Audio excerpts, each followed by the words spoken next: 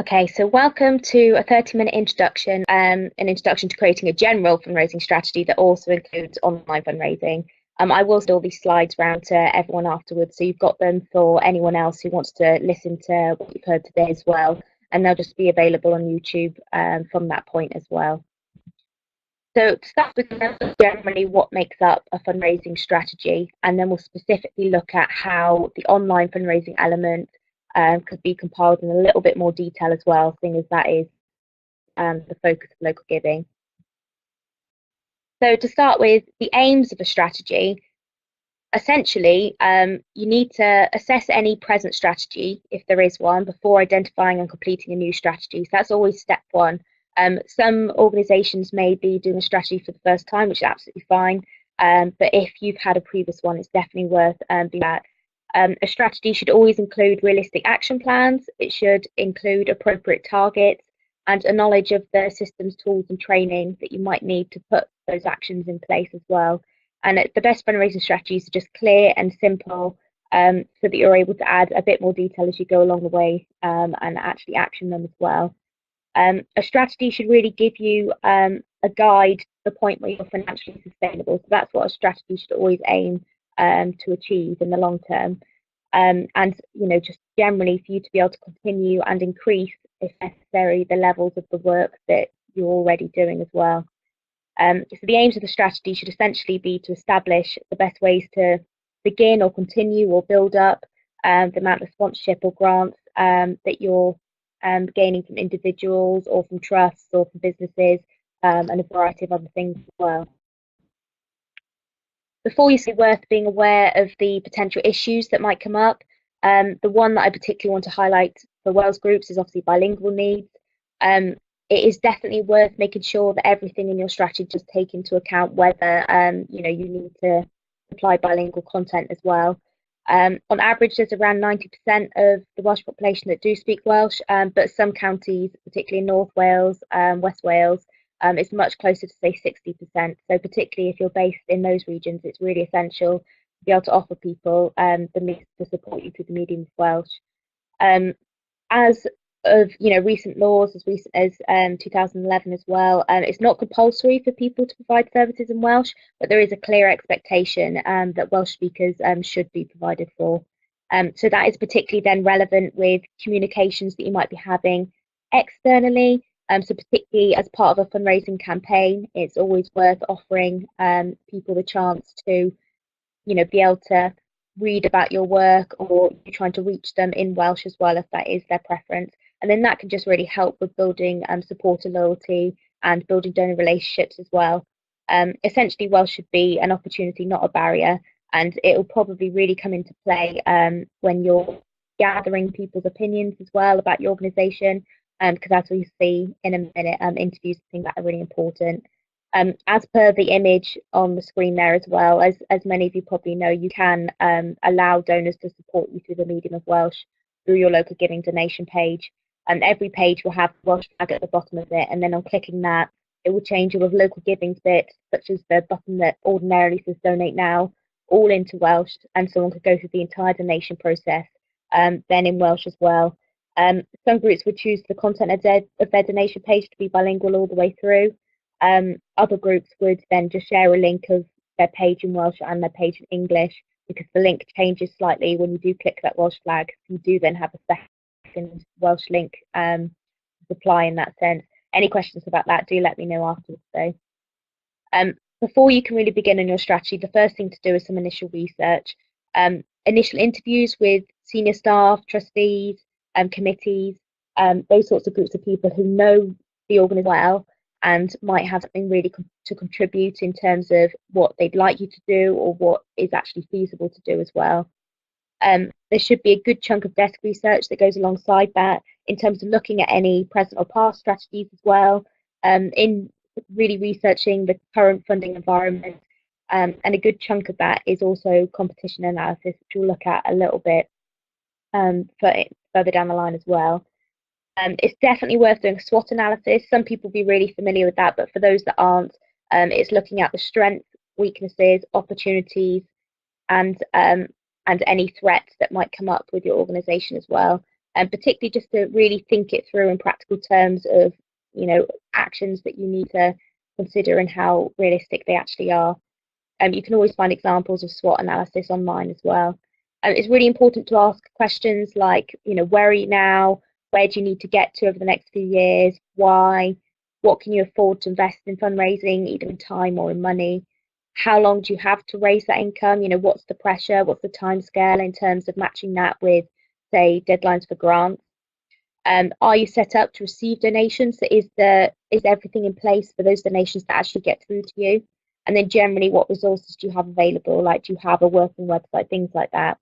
Everything that you do is worth being familiar ahead of time with things such as the Code of Fundraising Practice and all the regulations around GDPR as well.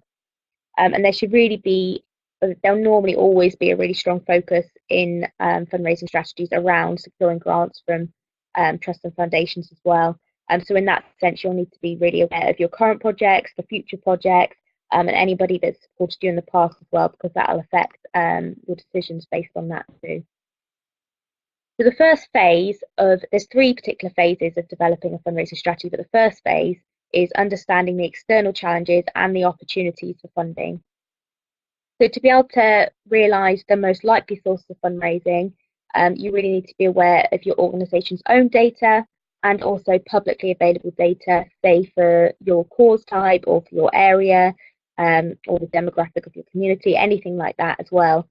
And direct conversations with the people that you're hoping to support you, say with volunteers or people who've been involved in your work for a while, they can be really helpful as well. Essentially, there's a few things that you really need to look at in detail. One is the market. So who actually are the funders, both nationally and locally, that could support you? It's worth doing research on trusts and foundations. There are various ways to do that. There are sites you can sign up to, like Trust Funding. There you can do research on the Charity Commission, all sorts of different things like that as well. And the CBCs often offer opportunities as well to help their local groups find sources of funding. It's really worth looking at what is the giving behaviour for similar projects out there. What is the ability of your network to support you? Like, do they actually have capacity to donate? Do they have time to do fundraisers? Things like that as well. A really key part of understanding the opportunities is a competitor analysis.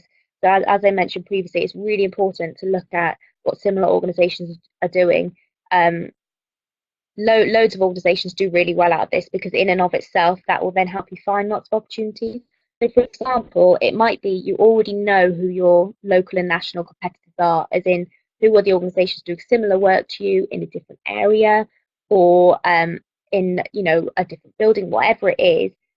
You might then find, say, 6 organisations that are doing similar work to you, and then you could then have a look at who funds them, how are they fundraising, do they have donation pages on their website? You can really see what's working well for them, and then that might then lead you to find funders that are supporting them that you could then consider applying to as well. To find who's funding an organisation, often they'll have a thank you page on their website and you might be able to see it there, but they'll always, if they're a registered charity, have their accounts on their charity commission site. So in that sense, you can download their accounts there and you can see where their incomes come from as well. And usually they'll be listing the grant sizes from different trusts as well. Assessment of likely income. It's worth you then having a good look at what you think is your average donation, what is the size of grants that you're going to be applying for as well. And for example, if you're hoping to do a fundraising appeal to raise, £10,000 and your average donation is £5, then how many people are you then expecting to donate to you, etc. It's really important to know your donors, and before you make that fundraising ask, you really need to identify the people who you'd like to reach. Some people are in the fortunate position where they have people supporting them already, so we'll look at that first. If that's the case, well, everyone has a group of people who are naturally most likely to be interested in your cause. You can identify supporters by looking at who supported you previously. What are the basic facts about them? Where are they based? What are their age? What's their link to your group? Do they know you're a charitable group? What are their motivations for being involved in your group?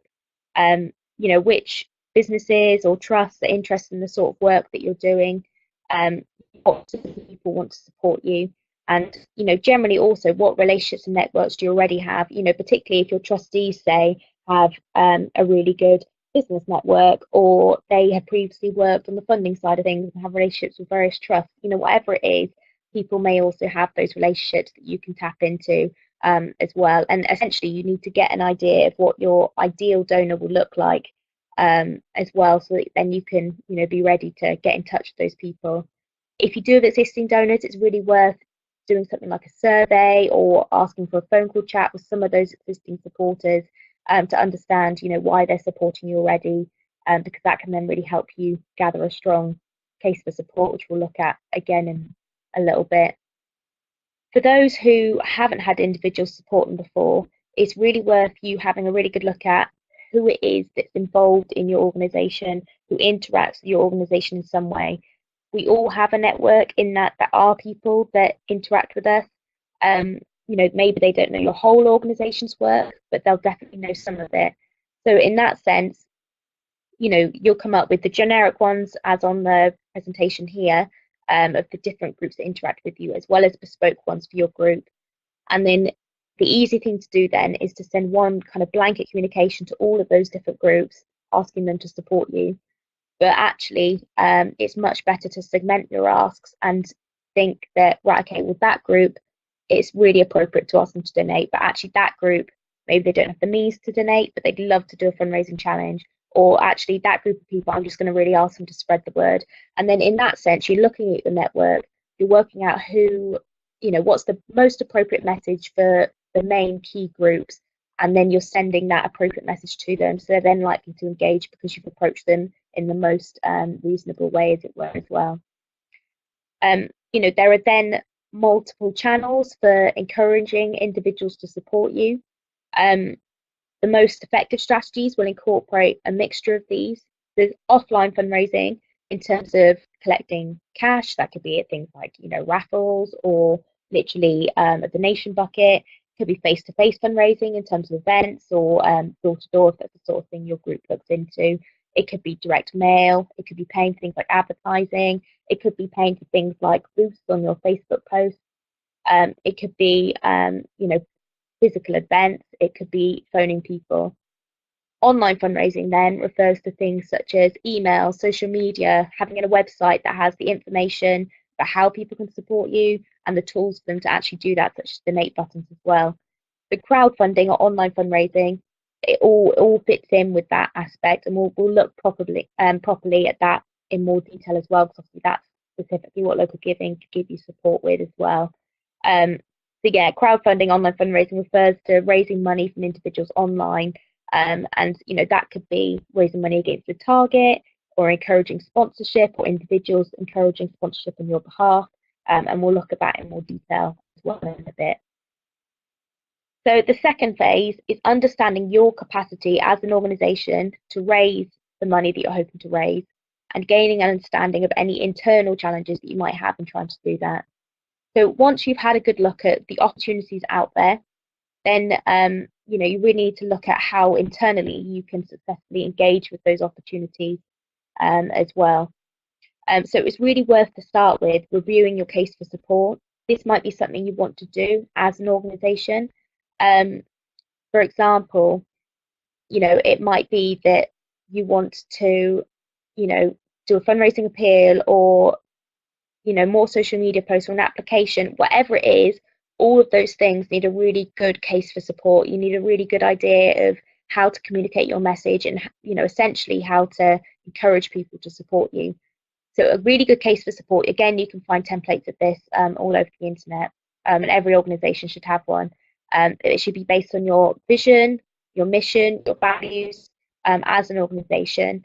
It should set out what you do, why you do it, who you benefit, why they need you, what are the outcomes of your work, what it is that you as an organisation need to deliver that, and just generally the impact that funding would have as well. It's essentially just laying out why donors should give to your cause as well. Working out what's the most compelling message that you can tell to supporters, and looking at how it's currently communicated and how you can better communicate it as well. And then anything you can do in terms of demonstrating the impact, in terms of stats, visuals, sharing the organization's interesting data, stories, testimonies, quotes, all those sorts of things, and can really help get the message across in a really personal way as well, because stories are really effective in explaining why your work is really important as well. It's then really important to look at, as as a team, how you can practically deliver on these things. So in terms of the executive team, in terms of leading staff, in terms of fundraising staff, if that's what you've got, or maybe in terms of trustees who have a fundraising responsibility, or volunteers with a fundraising specialism, it's really worth looking at what are the skills and the capacity of those current people who are already involved. Do they have time? Do they need more training to gain the skills that they need? Are they going to have the support they need from other departments or other trustees as well that they're going to need to interact with to make this work? It's worth looking at the wider team, so your volunteers, your committees, your trustees as a whole, how you can get them involved in fundraising, whether it's having a trustee meeting that's specifically dedicated to developing your strategy as well, to make them feel really engaged with that. Expenses, what will your fundraising activities actually cost you to deliver, both in time and in money? Do staff have a time of year that'd be easier for them to deliver it? Do you have the resources you need to do that as well? What investment do you need to do for that fundraising? For example, something as simple as printing flyers, or a fundraising event as well. And then phase three is developing an online, an appealing proposition. That means that it's really important to test a number of ideas, to think about how you could do it. For example, can everyone hear me, just to check? I can see Kate saying there that she can't hear me. Can anyone else let me know if you can? Can you hear me now, Kate? Okay, so potentially, Kate, it's your internet then, if others can hear. Okay, brilliant. Okay. Kate, if you've missed anything out, listen back to the replay as well, and it'll all be on there for you to be able to catch up on any gaps as well. Okay, so phase three, developing an appealing proposition. So it's really important to come up with ideas that are actually appealing as well, that appeal to multiple audiences in terms of businesses, trusts, individual donors as well. Doing an audit of your organisation can really help with that as well. So that may be a separate piece of work that you want to do alongside your strategy, or included in your strategy as well, because then that can really help you look at the potential areas to cultivate new support.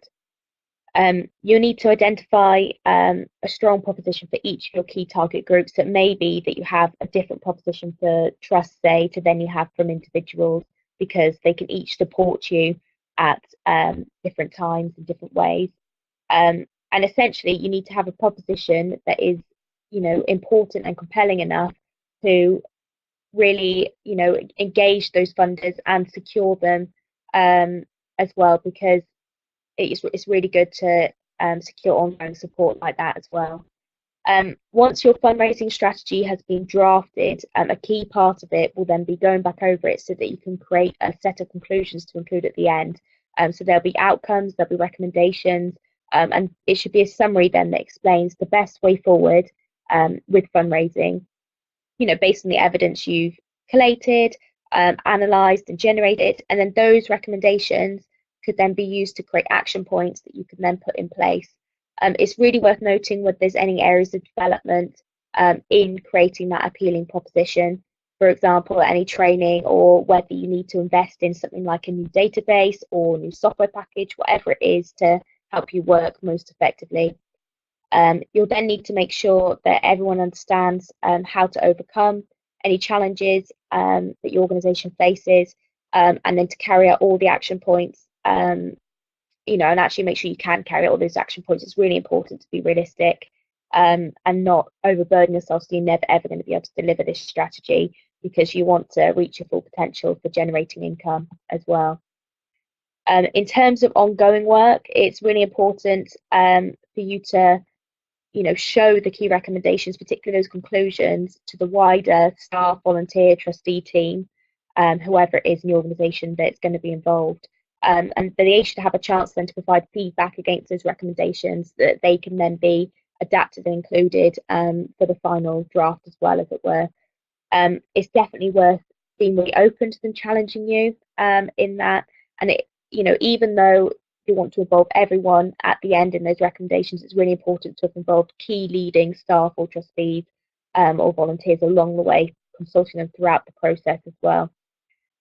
It's really important then to do everything you can to retain existing donors. It's so much cheaper than constantly looking for new donors as well. You can really focus on building good relationships with existing donors and really encouraging them to move on to the next step of engagement with you as well, be that a higher donation or a monthly gift or doing fundraising for you as well, whatever it is. You really need to be good at thanking your donors and maintaining their loyalty as well.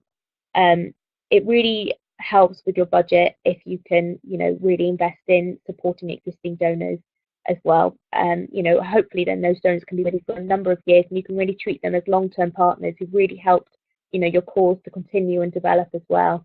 And it's really important to demonstrate the impact of their support as well. If they can have a really good idea of how their help has really supported you, then that will mean a lot to them as well. And then this strategy, it should by no means, just sit in a drawer and just come out every 5 years. It needs to be something that's reviewed regularly. So it's definitely worth setting yourself targets, setting yourself a calendar of activities so that you can check it throughout the year then, be it at 3-month intervals to see how you're doing against it as well. And then you can really track how you're doing and assess your progress and, maybe adjust targets for the next quarter as well. So they are the very basics of what should be included in a fundraising strategy. There's lots of resources online that you can use in developing them. CAF and other big organisations like that do have extra help out there for you if you need it. But online fundraising then comes under all of that as well. And I just wanted to go into a little bit more detail about the more detailed steps that you could include for making sure that you're making the most of online fundraising. So just to sum up for everyone, most people are aware of this, I'm sure, but online fundraising refers to anything that is raised digitally. That could be through through mobile or the internet, and Local Giving specifically focuses on helping groups raise money through the internet. Local Giving is a not-for-profit, and we're entirely focused on helping charitable groups explore online fundraising. If you do need any help, do get in touch because that's what we're there for. A huge amount is donated online now, a quarter of all donations. So it's really important for groups to tap into that. And the average online donation is higher than the offline donation average as well. So it's really worth groups looking into, especially as every age group now is donating online. So whoever anyone's demographic is really worth looking into. Just to briefly sum up, very briefly sum up, what I mean by what you can do through online fundraising. We are running a program in Wales that means that you can access further support. So that can be free training. It can be accessing £200 match funding so that the first £200 you raise is doubled, and lots of other resources. But that is a free opportunity for Wales groups at the moment. So if you're interested, please do have a look on our website or get in touch with me afterwards as well. There are then 4 main things that you can do through online fundraising that I just want to cover briefly. The first is that you should be creating an online donation page as per the image on that slide. You can have a central donation page that sums up your work as a whole that anyone can donate to you on. They can choose what value they want to donate to you, and that is something that then can be linked to donation buttons on a website or a Facebook page as well. Lots of groups will then also be encouraging direct debits. On Local Giving, that donation page has a give monthly option. Lots of those groups are doing really well out of direct debits. They can either encourage people who are already supporting them, as in, say, paying money to take part in an event or membership or something like that, to change that to a direct debit, as well as encouraging new monthly supporters as well. So direct debits are one of the other key things that you do. The other 2 then are appeal pages and fundraiser pages. So appeal pages are perfect if you want to raise money against a specific target for a specific thing, and you're giving yourself a specific amount of time to do that. On Localgiving, appeal pages can have videos, and they're just really about that one particular project, that one particular cost that you're trying to meet there, and then having that incentive in terms of there's a time urgency, then that can really help you raise money towards that as well. Fundraiser pages, so absolutely anyone can create a fundraiser page. It could be someone involved in your group or any random member of the public. But again, they can choose what they want to fundraise in terms of how long they want to give themselves, how much they want to raise, and then they can really personalize the fundraising page with the challenge that they're taking up to raise that money for you as well. There are different options that you can do through online fundraising. And then these are extra details of what you should include as well. In terms of Localgiving, we do many regular incentivized campaigns throughout the year, so they should be an active part of your fundraising strategy as well. So for example, Local Hero coming up in April, your strategy around encouraging individuals to do fundraising challenges for you, that should incorporate Local Hero then, because you've got that opportunity to say to people, the weather's getting nicer, would you like to do a fundraiser for us? And if you've got your page active in April, you can help unlock prizes for organisation as well. So our campaigns like that should definitely be included when you're planning out your calendar of events, even if it's just every time a campaign comes along, that's when you put a couple of hours into your online fundraising. That's the kind of very basic level that you need to do as well. There's always information about our upcoming campaigns on our website. We'll let members know, or just let me know if you've got further questions as well. Again, just to go over very briefly the next fundraising campaign. So Grow Your Tenor starts on 10 a.m. on the 11th of December, and through that, groups have the opportunity to unlock up to £5,000 of match funding each through direct debit. That's the perfect time then to encourage direct debit. Therefore, in your fundraising strategy, if you're talking about that you want to secure direct debit, then Grow Your Tenor should be a part of your strategy too. Because in Grow Your Tenor, if someone creates a direct debit for you during that Grow Your Tenor time span, then that direct debit will be doubled 6 out of the following 12 months. So it's a really good earner for you and a really good incentive for you to get in touch with people, encourage their support as well. The Grow Your Tenor in that sense should be included. In terms of making the most of those match funds, it's worth also including in your strategy that you will use the resources in the fundraising toolkit, because there'll be, for example, a whole section on Grow Your Tenor in your toolkit with all of the marketing materials that you need, such as email templates that perfectly explain what Grow Your Tenor is. You can download them and promote them really easily then. In terms of actions for your strategy as well, it's worth thinking about how you can really encourage direct debits then. If people sign up to you in December as part of Grow Your Tenor, then they're going to be supporting you for the following 12 months, which is effectively then going to be all of 2019. So they're investing in supporting you for the year ahead.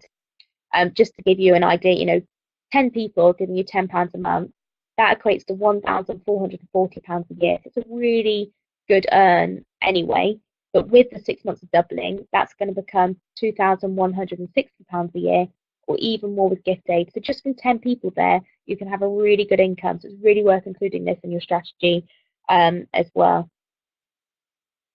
This is a template message that you're welcome to use about Grow Your Tenor as well. It was in my most recent newsletter that I sent to Girls Groups, but I just wanted to include it in today as well, in case that really helps you put that strategy in place in terms of emphasising the opportunity there, making sure you always have the link to your donation page, and asking people just to share that post as well, even if they aren't able to support you. So that's there for you to copy as well, or you can copy and paste it if it's easier from the newsletter. So it's also really important to fit other forms of fundraising into your online fundraising strategy. Whilst you might have in your overall strategy elements around trust funding, corporate fundraising, things like that, it's also worth noting how you can incorporate them into online fundraising. It's worth planning out your whole year in terms of how you can fit into different things, such as what's the time of year where you can apply to businesses for charity of the year. Do you have anything coming up that you want to encourage people to do some fundraising activity around? Are there particular awareness weeks that you'd like to encourage support or focus on fundraising at that time? It's definitely worth planning ahead in terms of noting when all the match funds that we offer are throughout the year, but also what are the key dates for your organisation that you could make the most of, and how other forms of fundraising could help you with that as well. So, for example, a lot of groups will say do an appeal to help raise money towards a particular project or something that they want to do. And then they will then use the outcome of that appeal as evidence in a grant application. Because, for example, if 100 people from the local community have supported you, really want to see this happen, then that is something that your applications to trust, so that they're almost match funding that as well. Other groups have literally match funded grants, so they say applied for a grant of £1,000 and said that they'll match fund that themselves through online fundraising by, say, doing an appeal. It's also worth really thinking about how you can engage in businesses, because online fundraising is such an easy way then to engage businesses. It's a really healthy way. It means, for example, you can encourage them to sign up for a direct debit and grow well, so really incentivizing them.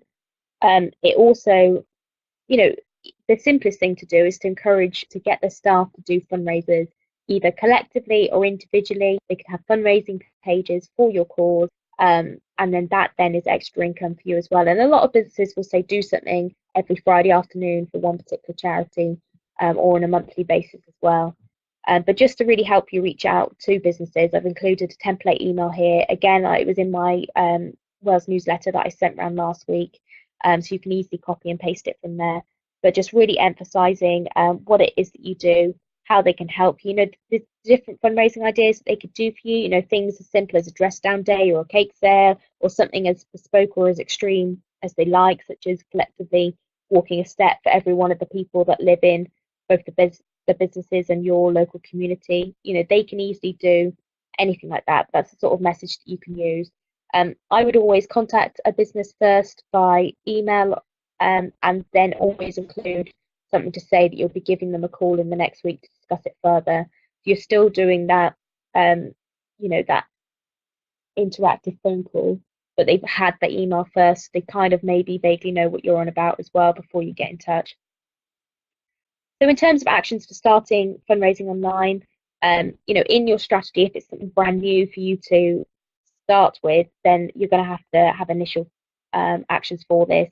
So obviously you can sign up to Local Giving for support in that, and it's absolutely fine to actually state in your strategy you're going to be making the most of Local Giving in terms of online fundraising. But your main actions for your strategy are going to be creating a really strong donation page, promoting that link, linking it in with things like donate buttons on Facebook pages and websites, having really good thank you messages to make donors feel really appreciated. And then generally just thinking about what you want to fundraise for first. Your strategy might incorporate that you're going to encourage fundraisers every spring. It might be that you're going to aim to do 2 online appeals every year. It might be that you are going to aim to have 10 new direct debit supporters you have, and also really keep engaged with those people already supporting you as well. So yeah, if you aren't signed up to the World's Development Programme and you're interested in it, that's all the key information there as well. Any questions about any part of this webinar, feel free to give me a phone call or drop me an email on the details there. Every attendee and every Wales group, I'll be sending this through to as a recording. But yeah, please do let me know if you've got any questions now. If you put them on that, then I will have a good look at them as well and get back to you. Or if you really want to discuss anything in more detail, then please do drop me an email, and we can have a good look at that as well. All right, thank you very much for tuning in, and I'll get the slides and recording across to you as soon as possible. Thank you very much.